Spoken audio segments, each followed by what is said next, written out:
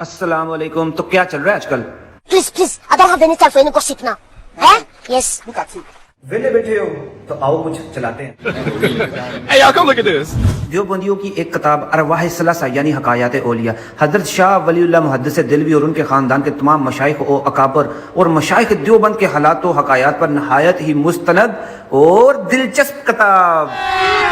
अभी मजा आएगा ना भिड़ो। तो जैसा कि आपको पता चल गया कि हकायात औलिया की दिलचस्प किताब है, तो अगर आप इसके सफ़ा नंबर 228 पे जाएं तो वहाँ पे आपको एक बहुत ही दिलचस्प वाक़या मिलेगा। वो वाक़या क्या है मैं आपके सामने रखता हूँ, आप खुद देख रहे हैं कि हज़रत वालिद माजिद मौलाना हाफ़िज़ मोहम्मद अहमद साहब और वहाँ मोहतरम मौलाना हबीबुर रहमान साहब रहमहुल्लाह अलैहुमा ने बयान फरमाया कि एक दफ़ा गंगोह की खानकाह में मजमा था।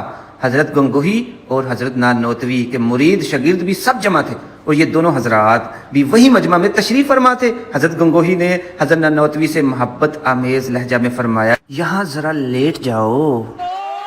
हज़रत नानोतवी कुछ शर्मा से गए, मगर हजरत ने फिर फरमाया तो बहुत अदब के साथ चित लेट गए। हजरत भी उसी चारपाई पर लेट गए। समझ रहे हो? और मौलाना की तरफ को करवट लेकर अपना हाथ उनके सीने पे रख दिया, जैसे कोई आशिक सादिक अपने कल्ब को तस्कीन दिया करता है। आजा मेरी कतड़ी तुझे कैसी पसंद, आजा मेरी कतड़ी। अगर आप इस सीन को इमेजिन करें तो कोई इस तरह का सीन बनता है, अस्तगफिरुल्लाह अस्तगफिरुल्लाह।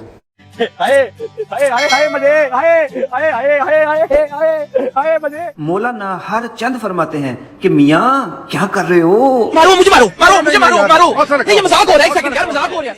मियाँ क्या कर रहे हो? ये लोग क्या कहेंगे? हजरत ने फरमाया कि लोग कहेंगे, कहने दो। कुछ तो लोग कहेंगे, लोगों का काम है कहना, छोड़ो बेकार की बातों में कहीं बीत न जाए रहना।